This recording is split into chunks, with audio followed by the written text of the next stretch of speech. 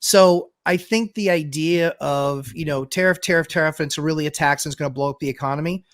If you only do that, then yeah, that's true. But just like anything, you can break any model by doing one thing and being off 1% and then the direction that you're taking.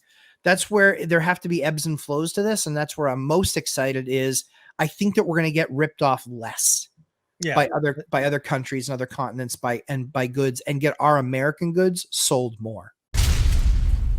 The election is over. And I don't know about a lot of you, but I am very happy it is over. The economy was stuck in an air pocket. You can see in earnings announcements, companies are saying consumers are pulling back. You could see that companies weren't making capital investments, weren't buying inventory. Housing was in the toilet for transactions. There's a big, just almost relief rally now that the President-elect Trump is been voted in both with electoral and the popular vote. I'm just curious now, what happens? Yeah. Does the economy just come back? Right. I mean, just think about when the casino company, I think it was yesterday, the day before, said the VIPs aren't showing up. Right. We heard from different Darden restaurants and all these other food chains that consumers aren't buying cheap food, right, at restaurants. So I'm just curious, where do we go from here? We got the three amigos here. Again, we pretend to be political analysis, but we are basically real estate guys. So we'll try to stay in real estate. Matt, we'll go to you first. What do you think happens to housing? Do we get more listings? Do we get more offers? What goes on? I have no idea. And the reason for that is that I think that there's been, we would ask, because we have two houses on the market. We would ask them like, well, we're not really ready to do anything right now. Okay, what are you waiting for? Well, we're kind of waiting to see how the election pans out and kind of what goes from there. So you were hearing that? We were literally hearing that. We were hearing that from probably, I'd say 60% of buyers. Okay. They were really doing their fact finding, really doing their looking, their searching, hey, do I even like this thing? Then we'll see how everything pans out. Now we'll see if any of them circle back. Because what we didn't ask was, does it matter who wins to you? We didn't ask that question. It was just all around the election but we have no idea what it was based on or how they win. They just felt like, I feel like what we were getting as an answer was, they just felt like at least a direction was picked. Yeah, right? No, I've been hearing that. I talked to mortgage and agents and all week, and I was hearing that probably 80% of the time. And you're right. I never really dug in and said, like, does the winner matter? I don't think it does. To your point, I think it's directional. The sad fact, at least based on one day's, at least a couple of hours, the market's only been up for a couple of hours. Mortgage rates are going to get much worse today. Yes. The 10-year note's up 15 basis points. So the mortgages will be up, something. So waiting could have cost people, at least payment, right? Could have cost them some money. Deon, what do you think? So really, I have three things. The first is I had a course call last night, and there was a couple of people who had units available, right? So we did like a look at their listing to figure out why it's been a couple of weeks. Is it rented too high? Is the listing not good? And we looked, and one listing could use a couple of tweaks right out of the lumberjack landlord's course. Some things that they actually said, yeah, from the course, these are things I need to change, but it's going through a property manager. And it really seemed like people were on pause for the election this month. Just not making everywhere. Decisions. Yeah. Right. And so, in an example, so that's the first thing is if you have units available right now, I don't think I would make any price adjustments or anything for a few more weeks. Let that, now the election is done, people will either take action or not, but at least they're not on pause waiting for that event. Like my nephew specifically had this sentence come out of his mouth. He's very on the right, and he said, if he wins, I'm going to buy my next rental. He owns the house he lives in, and he owns a rental, and he's buying his next one, right? So I've got two nephews now that they both own rentals, and he's going to buy his next one. And he goes, and if she wins, I won't be able to. Like, it was in his head, he was just, absolutely can't if she wins. Don't know why. And I think there are people that are like that on either side. Sure. This is the action I'm taking. If my side wins, I can do this. If the other side wins, I just lose. So that's the second thing. And the third thing is me personally. So I ran a business for the decade before I retired, and it was, it's higher education, CDL training. So it was in transportation, whether it was going to grow or shrink, whether there was going to be funding for training. And we constantly had to have a plan if we had a Republican or Democrat in office, state, county, country, right? And we'd have a plan for either one. We wouldn't go, okay, if the other side of us wins, we just shut down. It was if this side wins, here's our plan. So for me, in the last 6 months, I really haven't made predictions. It's not my thing. I don't like to go, if rates do this, then I will. There's no if thens in me. It's like, what's happening now? I'm always doing the same thing. So I had a plan if she won, and I have a plan if he won. And my plan with him winning is I now don't have to raise rents on my tenants.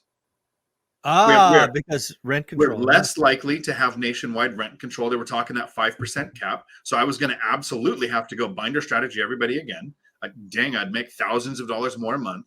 And then I'd have a forced 5% minimum, like whatever the cap is, if they do plus inflation or whatever, every single year. So I get to leave my tenants alone now. And so that's been the impact for me. I think if there's less regulations on building, remember one of the first executive orders he did last time, based on my memory, so fact check it, was some rule where if you make a new law, 2 laws have to go away. There was some reduction in regulations executive order. It's what I remember. Yeah. Maybe I heard somebody talking about it. I don't know. Yeah, no idea. But I don't remember that, but it's possible. So we talk often about how the solution to the housing problem is more builds. Right? And so if we could build more, there is a short-term impact on new builds that also benefits me.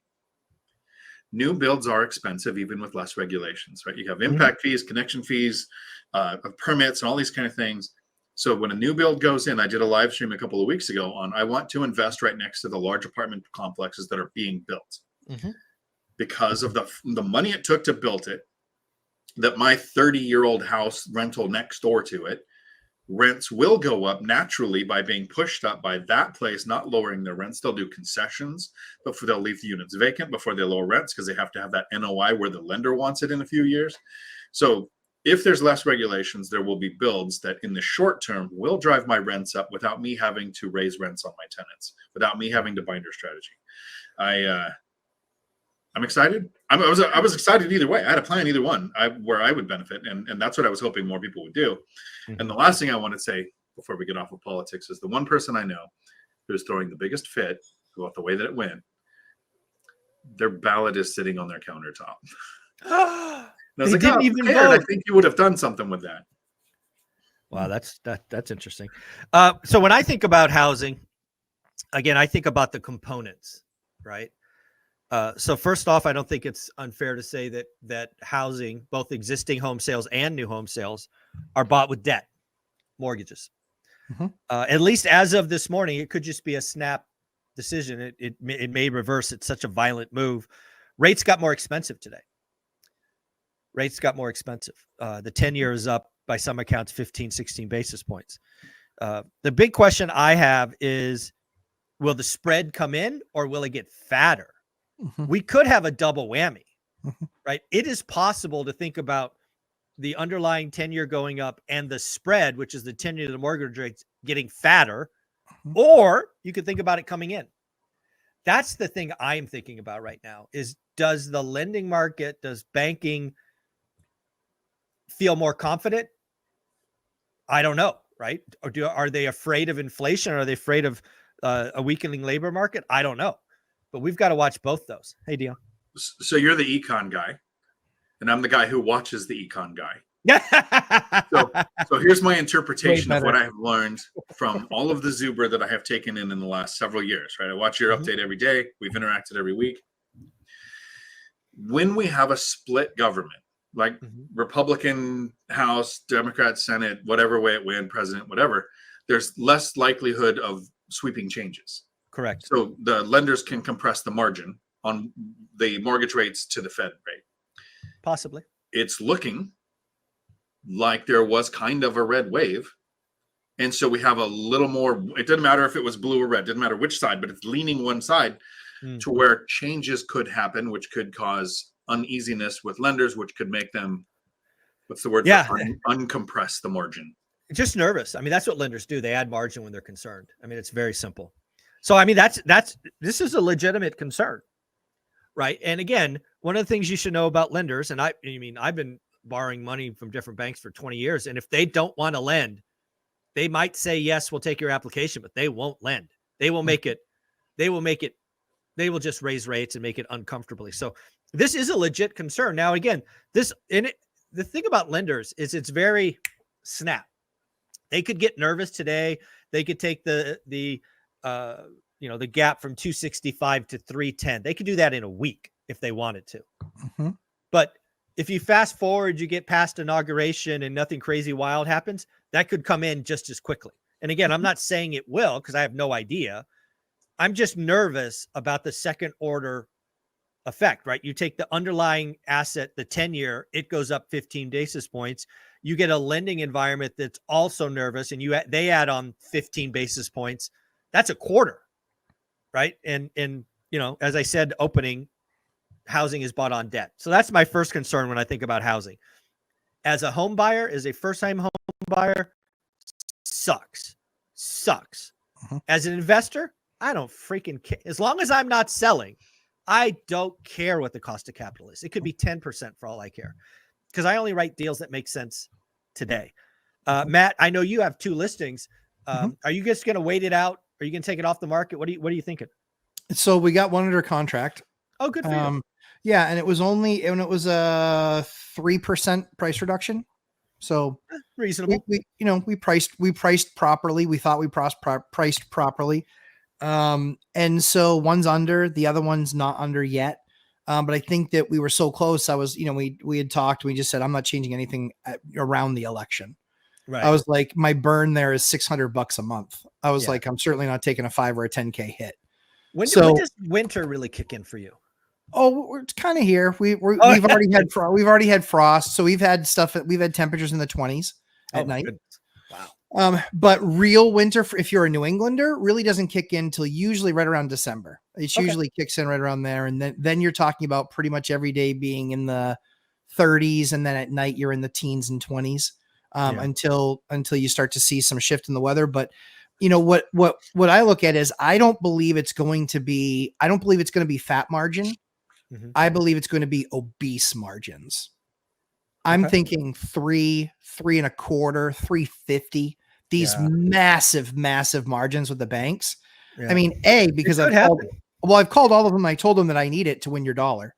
That was the first thing. I was like, that's the only way it's going to slow things down. Yeah.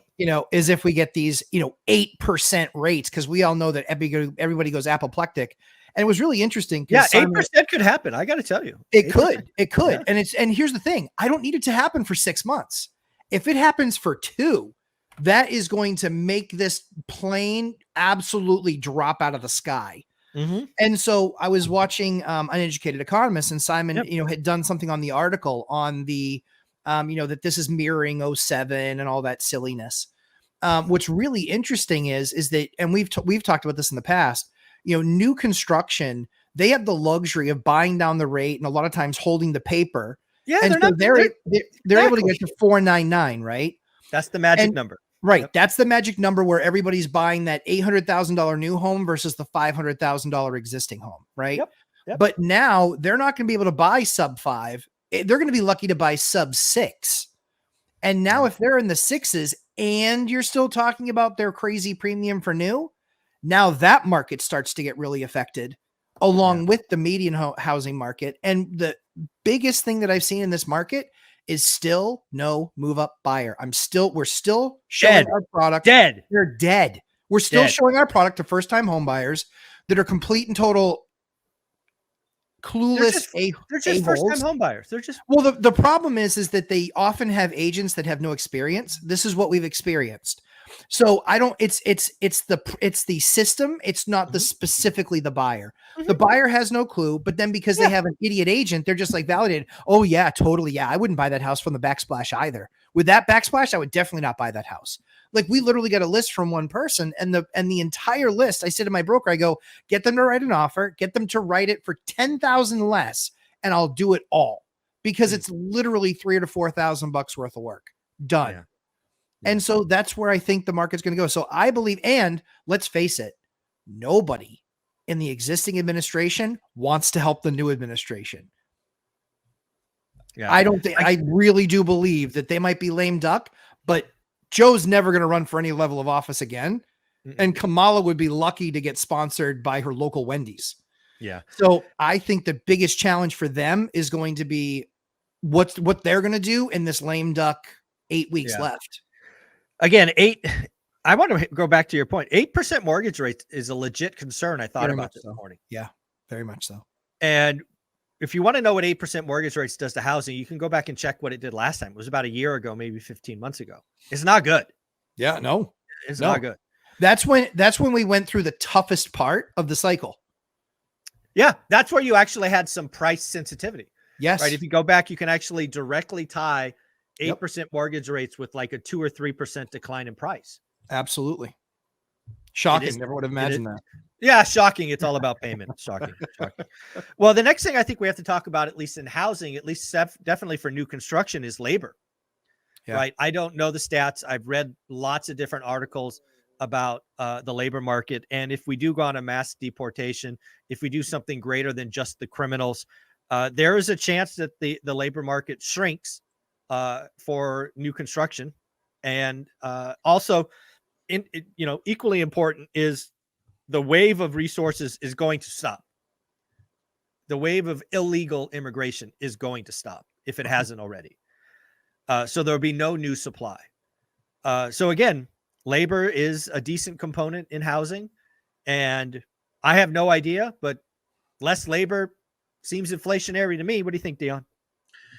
Well, I think it's going to be inflationary, and I'm going to try to be, I don't know, sensitive or non-political on this. So I grew up in Southern California, right? I was the little white kid working in the onion fields with a bunch of people who used to beat me up because I was the white kid, not where I was supposed to be.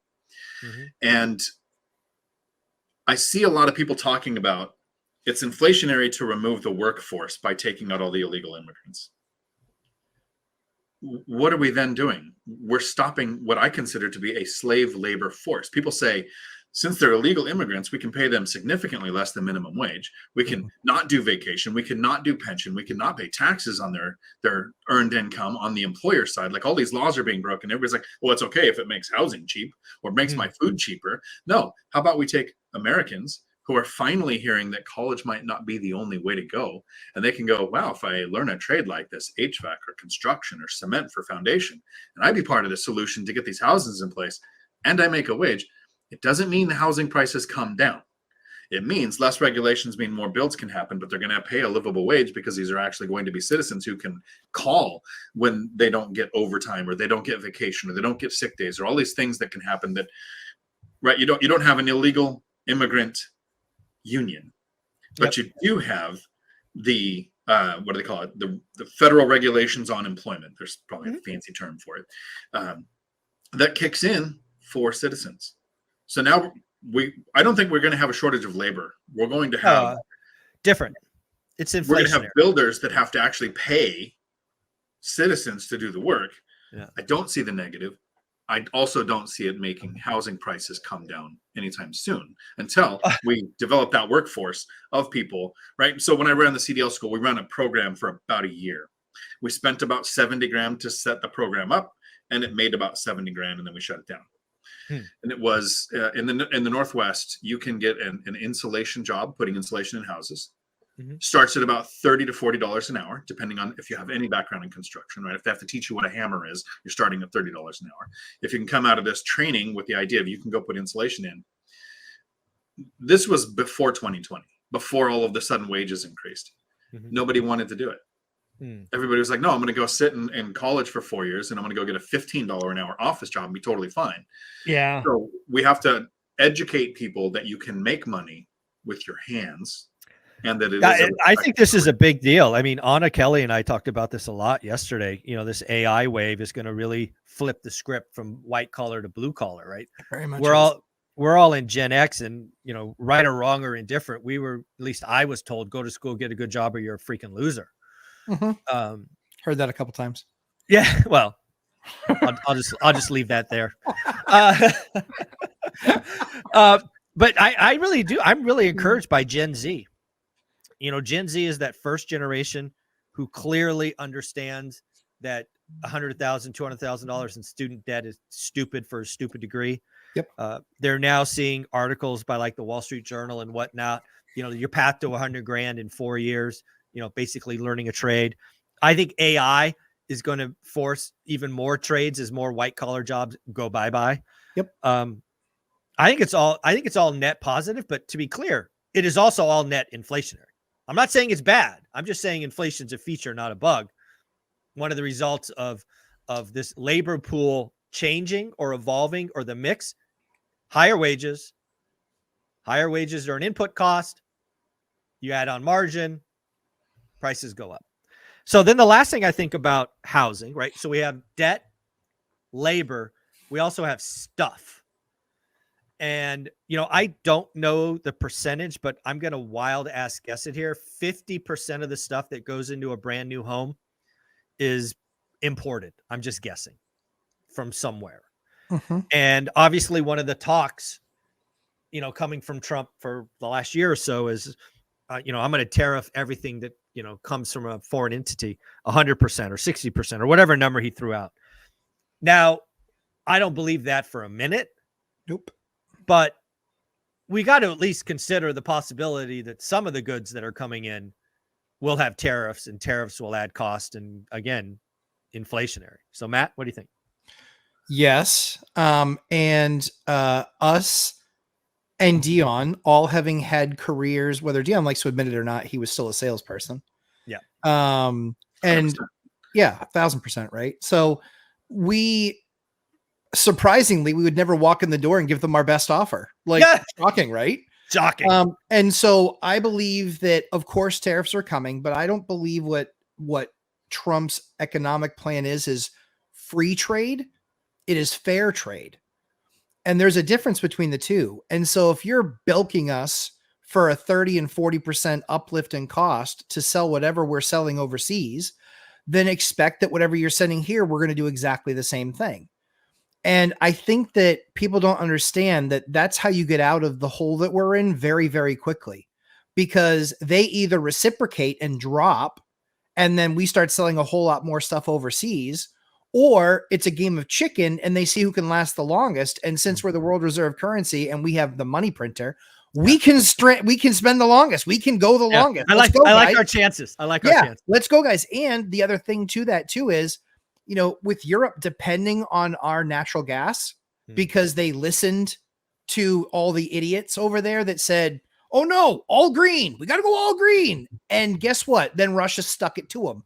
And so now we're helping that process out. But the reason that that's going to increase and get bigger and better is that we're not going to have the personal pressures of having to fill. You guys don't have this issue, but we have this issue here with filling oil tanks for the wintertime for heating. Do you realize that a typical oil tank here is about 300 gallons? They're between 275 and 300 gallons. Do you know that it costs about $1,200 to fill your oil tank? Do you know that you fill it typically at least twice a year and sometimes 3 times a year? Ooh, wow. That is $2,400 to $3,600 when you're at $4 a gallon. Well, what was it like 2019? I don't have context. It was, so 2019, it was low mid twos. So it's a double roughly. It's close to, it's probably 60% higher, 60% higher or so. Another example of inflation. Yeah. Right. And so when, I fully expect that it's going to be drill, baby, drill, and that a lot of land's going to be open, and that we're going to actually be able to fix our strategic reserve issue. And we're going to become a much larger exporter of energy. Then all of those things will absolutely impact everyone's bottom line, because I can tell you, with as little as I drive, my gas tank is still $75 to fill. And it used to be about 43. And so for the families that commute more and spend more time bringing their kids to school and all of that other stuff, you're talking about an extra $200 a month, maybe $250 a month in your pocket. So from a financial perspective, that's what's going to be, getting those exports going, getting a higher premium. If people want to get fair with us, well, I'm sure that he's a pretty good negotiator and he'll get fair with them. So I think the idea of, tariff, and it's really a tax and it's going to blow up the economy. if you only do that, then yeah, that's true. But just like anything, you can break any model by doing one thing and being off 1% and then the direction that you're taking. That's where there have to be ebbs and flows to this. And that's where I'm most excited is I think that we're going to get ripped off less by other countries and other continents by goods, and get our American goods sold more. Yeah. My biggest concern, and I ran through this with Anna yesterday, I'll run it through with you guys, is I think the next 2 years are going to be uncomfortable. Yep. Why do I mean that? Sure. Well, again, as we open this conversation, we talked about rates being higher. Mm-hmm. Rates being higher, clearly real estate is highly levered to the rate market. Higher rates, lower transactions, impacts, lots and lots of people. However, if you step back and look at the next second order derivative, you have all these small and medium-sized businesses who probably have levered up their balance sheet when rates are 2 or 3%. And now they're going to be coming into a 7, 8, 9%. I think there's going to be a lot of pain. We're talking bankruptcies, debt write-downs. Yep. I think one of the saddest things that I'm having PTSD about, and again, this could clearly be PTSD because it was in 81, I believe, where my old man was unemployed for 10 months. Yeah. I think the duration of somebody being on unemployment is going to be significantly longer than it's been the last decade or so. I think back when that was the case, Mike, and you can correct me if I'm wrong, if you've done the research. Yep. I believe that for every $8,000 a year every $6,000 a year you made back then, it took you a month to find a job. Yeah, it was. And so if you made $50,000 back then, you could be looking for close to a year. Mm-hmm. Yeah, no, it was, and that's really my fear. Cause again, we've been through so much as an economy. Yeah. We've been through 9% inflation. We've had this huge asset inflation, the have and have nots, the paycheck to paycheck. It is brutal out there. Yeah. And I think as the economy changes and maybe goes from white collar, more blue collar, as manufacturing comes home, again, as a lot of the right things happen, there is some pain that some people will unfortunately go through. And, as somebody who lived through that we almost lost our house. We packed up, we were moving in with grandparents in Michigan. It was no joy, no bueno. I fear that might be coming to lots of people, unfortunately. Dion? So there's a couple things with tariffs. Right, having worked in transportation, I kind of understand a part of this. Mm-hmm. I own 2% of a headphones company called Meters, and it sells through, it's like Amazon Europe, and then there's a different one for China, right? And we're struggling to get into the US. What's that? Temu? Yeah, so it's like on 3 different platforms: Walmart Mexico, but not Walmart US. So it's got all these things going on. Here's the point of tariffs. It is not China charges us tariffs, so we're going to charge tariffs unless they remove theirs. The idea is, I'll take a shirt company. Just hypothetically, you have a shirt company that can make shirts. And they go, well, we can actually go to China and have a sweatshop, right? That's why the term came out. Not pay livable wages, have the shirts made, have them shipped to the US, it's super cheap. So the idea was tariffs on imported goods would encourage United States companies to make United States factories, and everybody's like, well, these tariffs are going to cause inflation because I'd rather have the shirt made in a sweatshop. I don't care what the living conditions are of those people, as long as my shirt's cheap. But if you put a tariff on, it's going to make my shirt cost more. And if Trump wants this, it's horrible. It's the end of the world. It's everything's going to suck. But I'm okay with the Google it, because this is a fact, 100% tariff on EVs that Biden put in place when it was a good thing because their side was doing it.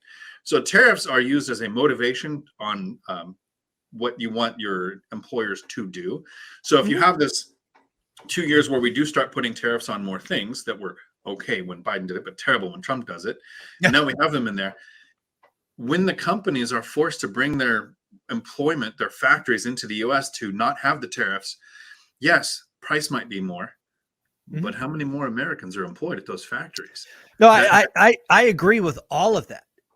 I just know the next 2 years It's not smooth. You don't go from point A to point B in a straight line. It doesn't happen tomorrow. Well, you can't build a factory in a day. No. Right. So but it's investment. But the cool thing about it is, and again, jury's out. What do they do with the next 2 years if they own everything? If it is all red, what do they do for the next 2 years? That's what has to be seen. All right. We will close on that question. I've never thought about this. So we'll go to you first, Matt, since you brought it up. Yeah. Let's just wave a magic wand. It's a clean sweep red. If you were in power or in the room, what would be 2 things that you think should be done? I think if you get the tariffs in place quickly, and I think if you reduce regulation, I think those are the 2 most important things, because one of the highest costs of building is regulation. Before I move a spoonful of dirt, it's $100,000 on a typical property, right? Crazy. So reduce that level, have something be there where there's some sort of put something in place there where that's eliminated or has a stay or is gifted back if it's like affordable housing or if it's workforce housing. Like that's the way to do that piece. And then the other piece is making sure that you have fair trade, not free trade, recognizing that has to happen very, very quickly. I think you have 60 days, depending on what the newest problem is on January 1.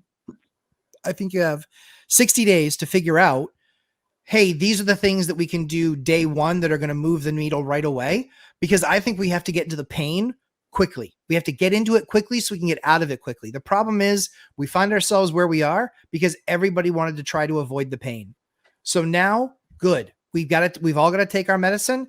That means some higher taxes, even though he says lower taxes, it's going to show up somewhere, right? Whether it's inflationary taxes or whatever. I'm game for it. So long as they show me that they're doing 3, 4, or 5 things, they're going to vastly impact people's lives in a 24-month cycle. I like it. Dion, you got a thought on a couple of things? I do. And we're on your channel, so I'm going to try to keep it as non-political as possible. Yes, please. On my channel, I will just be blunt. So the first thing is, if we have more Republican control, we're going to have a stronger border, which means a lot of border jobs instead of more IRS jobs. And so I think that's going to be a shift for people who want to do that. And that's north and south.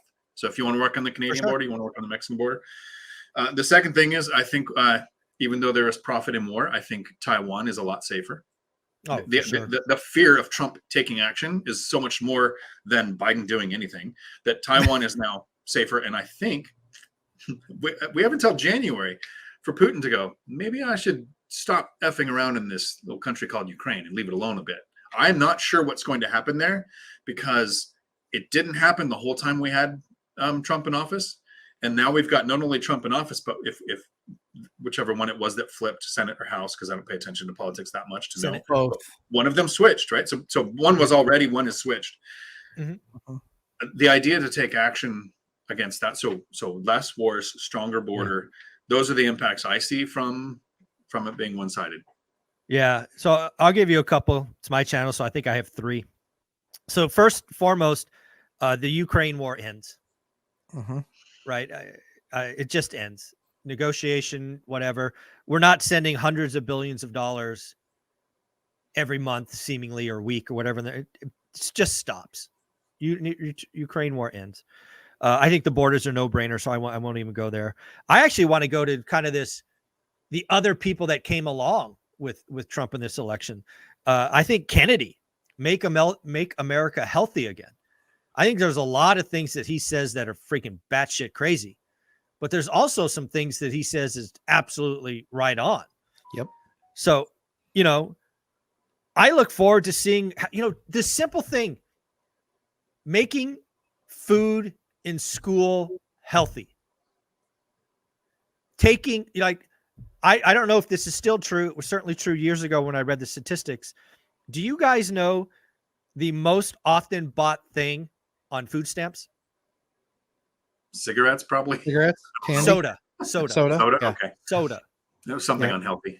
It's unhealthy, right? So I look forward to seeing just some common sense things around making America healthy. I think that's a wonderful idea. So I look forward to that. I look forward to Elon Musk going in and I doubt he can pull a Twitter and lay off 70%. But shoot, if he lays off 7%, we all know the government's inefficient. I mean, that shouldn't shock anyone. Uh-huh. The government has been the largest contributor to our economy for a while, and it shouldn't be. Correct. We could unlock a lot of resources for the private sector. So I think, Trump's the negotiator. He goes, takes care of Ukraine. You unlock Kennedy to go, F with the big, just if you could take big pharma off TV, game changing. Sorry, guys, you can't, advertise during the Super Bowl your ED drug or your whatever, your Olympic or whatever the hell these things are. I mean, there could be some big changes that happen because of this victory that will help for decades to come. So I'm encouraged by what might come of all of this. Elon getting that role and being put into the administration. Woo. And looking to, holy cow. Yeah. If I was a government employee who didn't do very much, I would be a little bit nervous. Well, here's the thing, right? Like we all heard how, within 30 days of him buying Twitter, how Twitter was going to go belly up and he wasn't going to be a billionaire anymore. Dude, I'm in the Valley. I had people that worked there that were impacted. It's like, oh, there's no way he could do this on that skeleton crew. Yeah. My ass. Yeah. Guess what, jackass? He's crushing it with this. Yeah. And so he's still able to. Now there's that transition where he lost 70% of the employees. Mm-hmm. And there's, okay, now we have to set up new systems and processes to manage that. And now we have to focus on where we want growth. And so hopefully the same thing happens with the government, because the government spends ass loads of money. Yeah. They just spend it horribly. And exactly. I think that I think he's the first guy that could actually go in there and affect both levers. He can affect revenue and he can affect expenses. And I think that would be an absolute game changer to actually have somebody in charge of that. Yeah, I love all of this. At the end of the day, folks, you got to remember we're all Americans. We all want a better future for us and our families and our households. Let's see where this goes. Matt, where can people find you? Lumberjack Landlord on YouTube and Instagram. Live streams are 9 p.m. on Thursday night. So tomorrow we'll have obviously a lot to talk about. Very, very cool. And Dion, where can people find you? You can find me on YouTube, Dion Talk Financial Freedom, where I want people to remember that we all have friends or maybe family who wanted open borders, men and women's sports, and to unalive as many babies as possible. Stop and it. I feel bad for them if they didn't get what they wanted. Stop. Jeez, why do you have to go there at the end?